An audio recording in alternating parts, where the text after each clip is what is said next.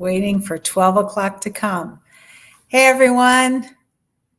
Nancy here. My first Ask Nancy live stream. I'm excited to be here and answer some interesting questions. I already have a couple of kind of meaty questions I'm going to talk about today.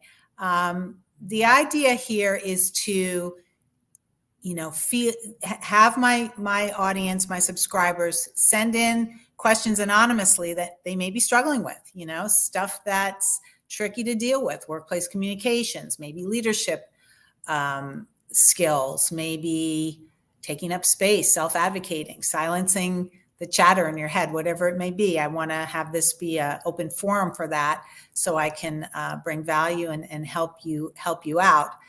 So I asked for questions to be sent in, and here's what I have for today. How do I tell a colleague that I don't agree with their position on something? That's a good one. I get reactive. This is the second question. I get reactive when I'm criticized by my manager. How can I navigate that a little bit better? And the last one is, how can I respond to passive aggression? Another good one. So I hope to get to all of these in the next half hour. And if anyone is actually watching live, if something comes to you, shoot me a note so that I can cover it next time. All right.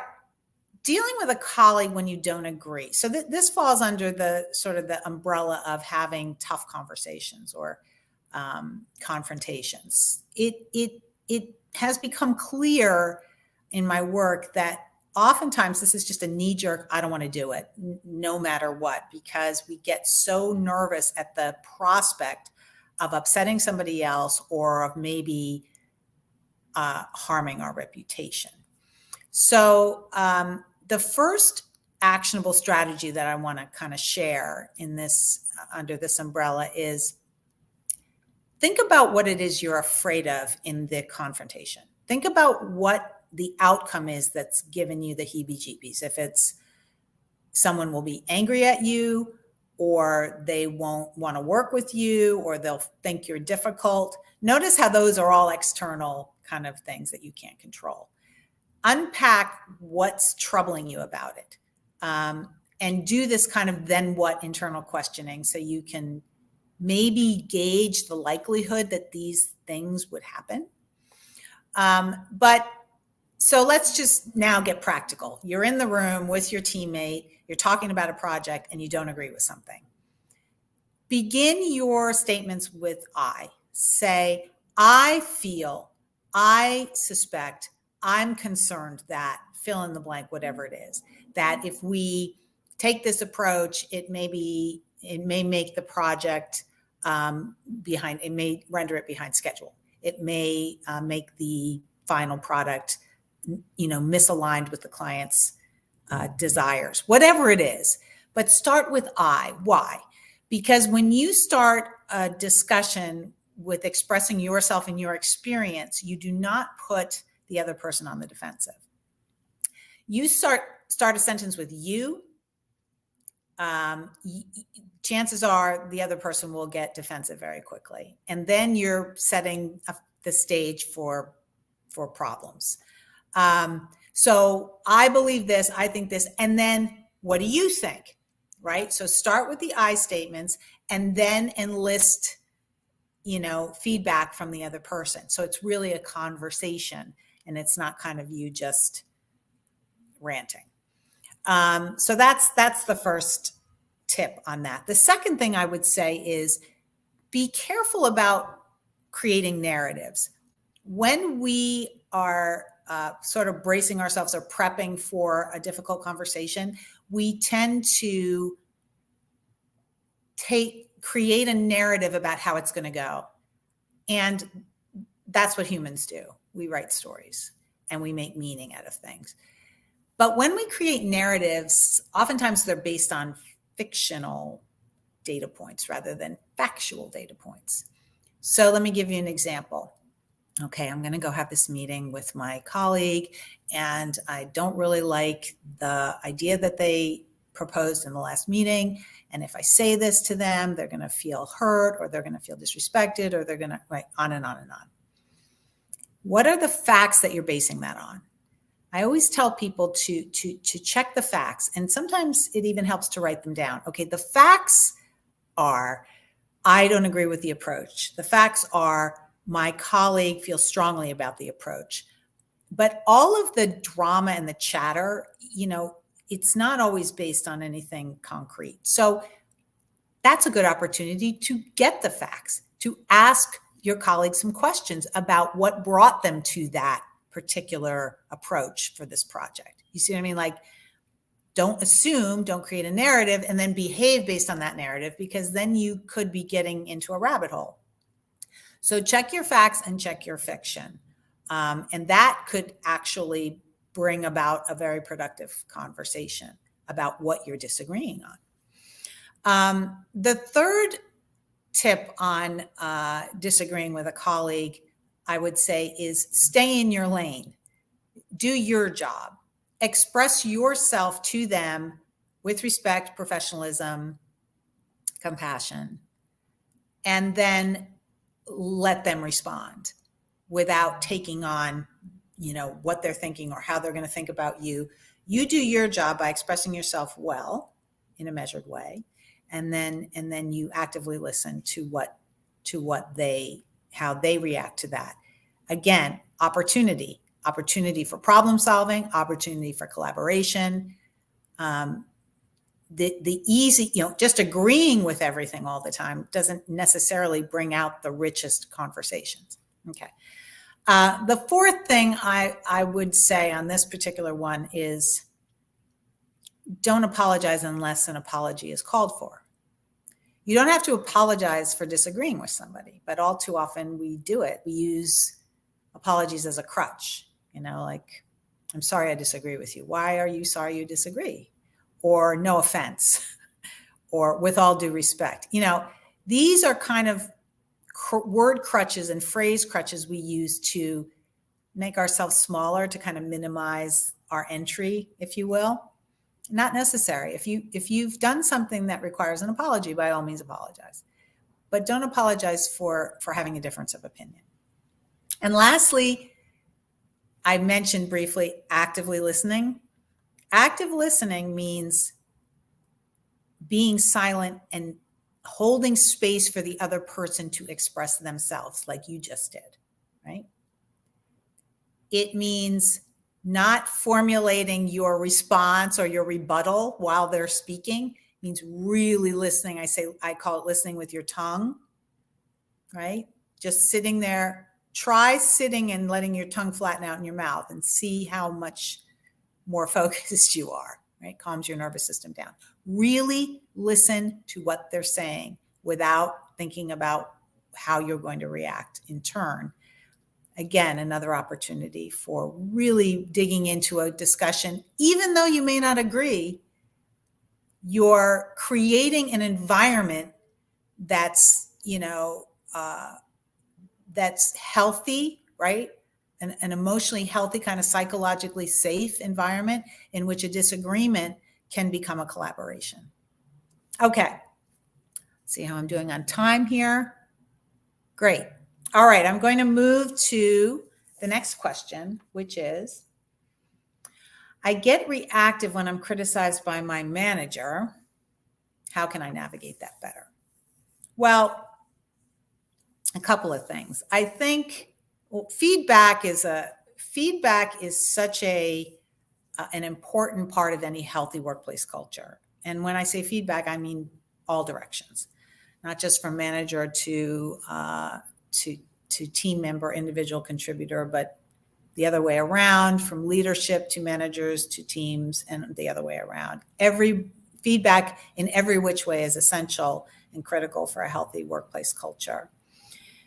I think that we sometimes get stuck in this assumption that, kind of the old-fashioned feedback sandwich of, say something positive to your direct report and then bring in the criticism and then close with something positive. And that may be what gets us a little reactive, because it's an old formula that we kind of expect. So we're kind of like bracing ourselves for the criticism. But actually, Adam Grant, who I read a lot and love his work, an organizational psychologist, and a best-selling author. He's written some great stuff. Has really called into question this whole concept of the feedback sandwich. And he's like, people really don't want to hear that. They really, we've evolved into something different. And he suggests a different approach of, explaining why, a leader explaining why you're giving the feedback, and then, sharing why, and then asking if they're willing to hear it, and then, giving the person who's receiving the feedback kind of ownership, the opportunity to take ownership, because then the whole process can go more smoothly. Why I'm talking about this in response to this question is because I think we have to kind of dig into the whole concept of feedback and understand how it tends to go in our particular organization. That can really help us understand why we may get reactive to it. So for the person asking this question, you may be getting reactive because it's an old model of feedback. And guess what? If you're feeling very reactive when you get feedback from your manager, it could be a golden opportunity for you to offer some reciprocal feedback. Like, listen, I'm finding that this is not really helpful to me, the process that we have for feedback. Can we maybe talk about doing it a different way? That's valuable feedback for a leader or manager to get.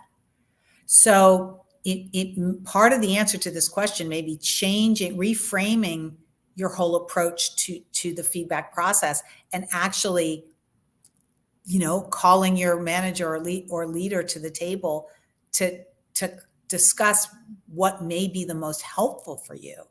And in that way, you can take ownership of the process and then be more open to it. So I guess the short answer is, if you're feeling reactive, maybe time to check in with your leadership team or your manager and suggest or request that they take a slightly different approach to the feedback process. And in so doing, you're actually giving them feedback. So before I move on to the next question, I want to reiterate Adam Grant's 3-step process to feedback, because this may be helpful if you're tuning in and you want to kind of take notes on how do I kind of broach this with my manager. He says, so 1, explain why you're giving the feedback, because people are more open to receiving feedback if they know why they're getting it. And it may be because we want this project to be super successful, because I really believe in your trajectory in this firm. These are things leaders could be saying, or managers, because I sense that you're struggling, and I want to give you some support. So first, give the reason why you're giving the feedback. Be vulnerable. That's his second suggestion. Be vulnerable. Now, this is a word that gets thrown around a lot. We're seeing it a lot within the context of leadership and growing teams and working with teams. It's because it's really a difficult thing, right? It's not easy to be vulnerable in our professional or personal lives for many of us. So when a leader approaches the feedback process with vulnerability by maybe sharing what it has meant to them in their career. Oh, I remember one time where my boss told me that I made this terrible mistake, and it was really difficult, but it was such a great learning experience for me. Suddenly, the leader or the manager is becoming much more human, and the process automatically becomes more reciprocal because it's leveling the playing field. And the person who's receiving the feedback is not feeling like, there's a flashlight on their head, and, they're feeling like this is a conversation, and I'm learning something about my leader right now, my manager. So vulnerability is a really key component. We could do a whole hour on that. And then the third thing is ask first, do they want to receive the feedback? And if the person says, yes, I'm anxious to receive it, they've taken ownership. And then, they're much more, chances are they're going to be more open to hearing what they're going to hear. I've, in my work, I've seen how we're still kind of in that old model with a lot of firms, a lot of companies, a lot of teams are still in that old model of, if a manager says, "Hey, do you have a minute to get some feedback?" You kind of, your heart skips a beat kind of thing. But to normalize it and destigmatize it in an organization is a wonderful way to build not only a healthy culture, but opportunity to really help your staff grow into their potential. So those are the how do I not be so reactive to feedback tips. Okay, third question: how do I deal with how can I respond to passive aggression? Okay. So passive aggressive behavior is, I'm sure we all suspect that we've been involved in it. I'm not sure we're all that clear on where it comes from, but it's a toxic kind of dynamic where, for example, someone might agree with you on the surface and then say things that indicate otherwise. So it's a misalignment kind of words and actions. And it can lead to a lot of toxicity in the workplace. So how do we deal with that? Well, there's a couple of things that I think can be helpful in this. And they may seem obvious, but they can be a little bit tricky in practice. The first thing I would say is when you are on the receiving end of passive aggression, just don't take it on. And you may be kind of rolling your eyes like, well, that's easy for you to say. It's not. I've been on the receiving end of plenty of it myself. Not taking it on means not engaging in the behavior, not engaging in the, fueling the fire, so to speak. So, for example, if someone, you're working with someone on a deadline, someone on your team, they keep missing the deadlines on their part of the work. And, you're feeling, they're saying things that like, I'm trying to get it done, or I'm really trying, and then they're behaving differently. Kind of treetop it. By that, I mean, have a discussion about it. Don't engage in any kind of passive aggression if it's coming your way.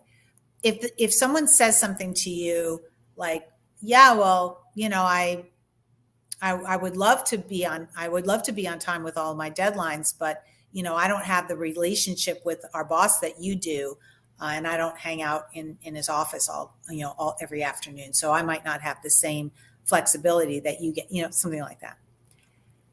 Stay out of the weeds. Don't engage on those kind of, barbs. Say, I would love to understand how we can, for example, I would love to understand how I can help you, because I know that you say you want to be on time with the project, and then I'm noticing that we keep missing the deadline. So how can I be supportive with you? You see how you're just being really literal in your language? Literal, truthful, respectful, professional, but literal. You said this. I'm noticing that you're missing the deadlines, right? Words and actions not aligned. How can I help? Ask the question. Lots of times that can just strip away the noise and actually invite in a productive conversation. Sorry, checking time again. I don't want to run over. Okay. The second thing is not dissimilar to having a difficult conversation. Sticking with I statements. I'm noticing this. I'm noticing that you missed the last 3 deadlines.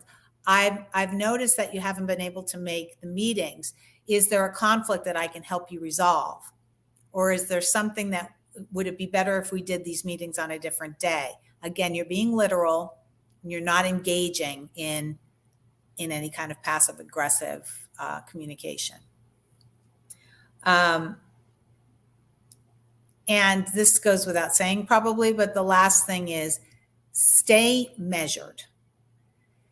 It can be really challenging when someone is exhibiting passive aggressive behavior to not get reactive, and not give some sort of nonverbal cue, either or eye roll or something. But remaining measured in those moments is critical for some kind of I can't find the word right now. Just calming things down and decharging. That's the word I was looking for. It's really important to decharge passive aggressive exchanges, because it's a lot of complex emotions going on there. So when you can decharge it, take the energy away from it and just calm things down with a measured approach. Like, I'm noticing that you're getting really activated, or I'm noticing you look really ticked off. Can we talk about it? Is there something that I'm doing or saying that's upsetting you? Like, acknowledge the other person. Lots of times in these situations, people just feel like they're not being heard, not being validated. I'm not saying the behavior is okay, because passive aggression is toxic and it has no place in the workplace, or any place for that matter. But there's reasons for it, as there's reasons for all behaviors. And sometimes just taking a step back and asking, validating the other person and asking how you can be helpful. I'm noticing it feels like you're being a little, whatever, fill in the blank. I would like us to try to find a way to work together, but oftentimes people just get very hesitant to just be open and honest. But that's often the road to, problem solving and collaboration. So particularly with passive aggression, don't take it on, stay cool, stay calm, and stick to I statements so that you're expressing yourself without triggering the other person to become defensive. Some heady stuff. So we covered passive aggression, reactivity and feedback sessions, and disagreement. We have a few minutes left.